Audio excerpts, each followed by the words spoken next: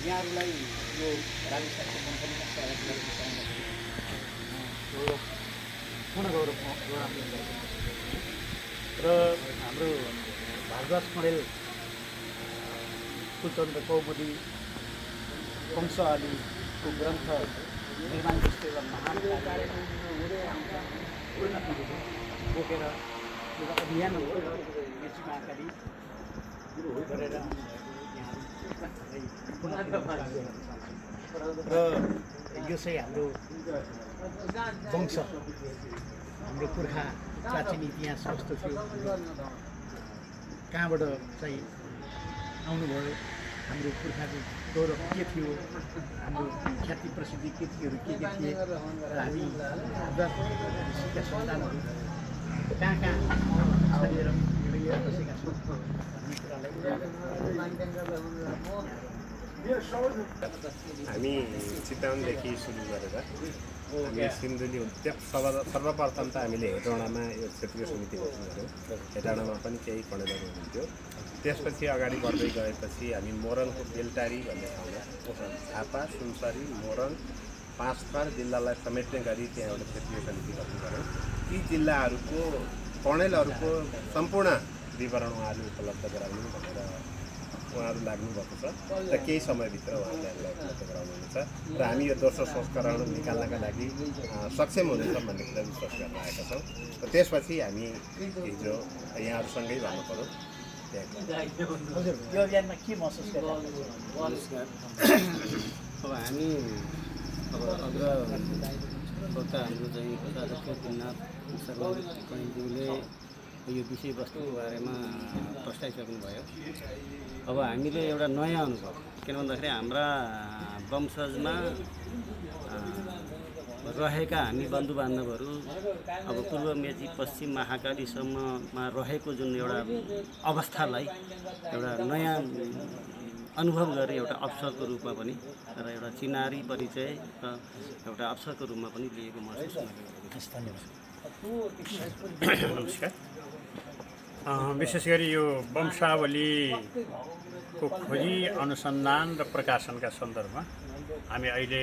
यो जोडिने क्रममा छौँ। करिब करिब 48औं समितिका रूपमा अहिले यो हामीले हिजो मात्रै मन्थली जिल्लाको ठोकरपुर रामेछाप जिल्लाको मन्थली हुँदै यहाँ बन्धुहरूसँग भेटघाटपछि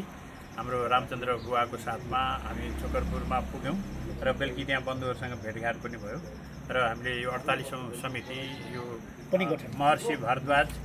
कणेल कुल देवतादि सप्तर्षि आश्रम भनेर यो नवलपरासी बर्दघाट सुस्ता पूर्वको गैँडाकोट गङ्गानगरमा अवस्थित रहेको छ। वार्षिक रूपमा हाम्रो कुल पूजा हुन्छ। झन्डै त्यस क्षेत्रमा हामी 50,000 भन्दा बढी कणेल बन्धुहरूको त्यहाँ बसोबास छ र कुल पूजामा प्रत्येक घरबाट न्यूनतम एकजना गर्दाखेरि हामी 10 देखि 15,000 को बिचमा त्यहाँ प्रत्येक वर्ष उपस्थिति रहन्छ र अब त्यहाँ 100, 150, 200 यसो दक्षिणाका रूपमा मन्दिरमा चढाएको भेटी सङ्कलन गर्दा पनि अब 22-25 लाख रुपियाँ यसपटक 25 लाख भएको थियो। त्यो ढङ्गले त्यहाँ अर्थ सङ्कलन पनि हुन्छ। करोडौँको हामी मन्दिर निर्माण गरेका छौँ। करिब 1.5 बिघाको हाम्रो चाहिँ क्षेत्रफलमा हाम्रा अरू भौतिक संरचनाहरू त्यहाँ सत्तलहरू छ, मन्दिरहरू छ, आवासीय व्यवस्था छ, त्यहाँ भोजन व्यवस्था, पानी लगायतका व्यवस्थापन पनि गरेका छौँ। र यो 2052 सालदेखि प्रारम्भ गरेको वंशावली अनुसन्धान समाजको पहिलो जुन संस्करण हो त्यो 72 सालमा हामीले प्रकाशन गर्न सफल भयौँ र त्यसमा केही हामीले अहिलेको समयमा हामी त्यति बेला पुरुष प्रधान यो वंशावलीका रूपमा हामीले यसलाई लिएका छौँ र त्यहाँ चाहिँ दाजुभाइको मात्रै नावली सङ्कलन भएको थियो। अब अहिले कतिपय ठाउँमा एउटा मात्रै सन्तति, एउटा मात्रै छोरी छ, त्यसपछि बन्ध्याकरण भएको अवस्था पनि छ। अब धेरै सन्तानभन्दा थोरै सन्तानलाई व्यवस्थापन गर्ने अहिलेको जुन अब लैङ्गिक हिसाबले एउटा चाहिँ छोराछोरी आफ्नै एउटा चाहिँ सन्तानका रूपमा लिने गरेको हुनाले अब वंशावली प्रकाशन गर्दा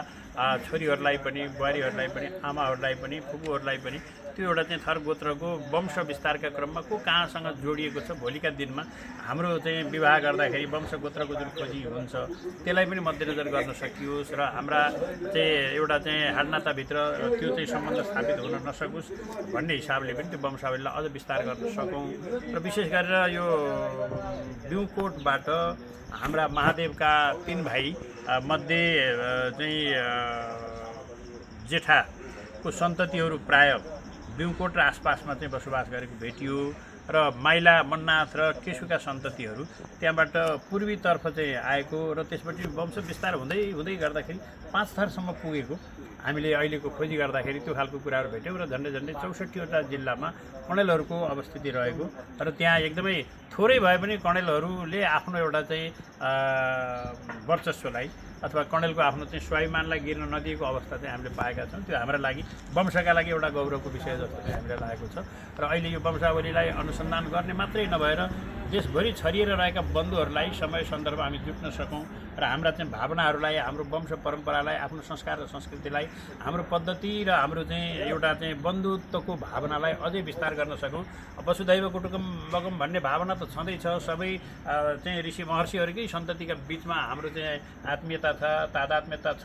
र सबै खालका कुराहरू छन्। तर पनि यो वंशावलीको खोजीमा आफ्नै बन्धु बान्धवभित्र आफ्नो घर व्यवहारका गृहस्थाश्रमका यी पद्धतिलाई पनि व्यवस्थापन गर्न सक्ने र बन्धुत्वको चाहिँ खोजी गर्ने र सन्ततिहरूलाई अझै व्यवस्थापन गर्ने र संस्कार र संस्कृतिको प्रवर्धन गर्दै हाम्रा बन्धुहरूलाई जोड्ने अभियानमा चाहिँ हामी जुटेका छौँ। यो रामेछापमा पनि बन्धुहरू हुनुहुन्छ भन्ने हामीले लामो समयदेखि सुनेको, अनि त्यसपछि केही बन्धुहरूसँग भेटघाट पनि भएको, प्रत्यक्ष भौतिक रूपमा के कस्तो ठाउँमा चाहिँ बन्धुहरू बस्नु भएको छ व्यावसायिक हिसाबले र यहाँको चाहिँ भौगोलिकताको हिसाबले यहाँको भूगोलसँग पनि हामी परिचित हौँ, बन्धुहरूसँग पनि भेटघाट हौँ भन्ने मनसायका साथ यहाँ आयौँ। जो साथीहरूले संयोजन गर्नुभयो, झन्कजी, रामचन्द्रजी लगायत यहाँ सबै बन्धुहरूलाई हामी हार्दिक आभार र धन्यवाद दिन चाहन्छौँ। र भोलि छिटै नै यो कणेलको कुल मन्दिर, केन्द्रीय कुल मन्दिर गैँडाकोटमा जहाँ अवस्थित रहेको छ त्यो मन्दिरमा यहाँहरूलाई हामीले बन्धुत्वको हिसाबले हामीले आत्मीयता साट्ने अवसर मिल्नेछ र त्यहाँको बासिन्दाको हिसाबले स्वागत गर्ने अवसर पाउनेछौँ भन्ने पनि हाम्रो अपेक्षा छ। त्यो हार्दिकताका साथ यहाँहरूलाई फेरि पनि आभार र धन्यवाद ज्ञापन गर्न चाहन्छौँ। धन्यवाद।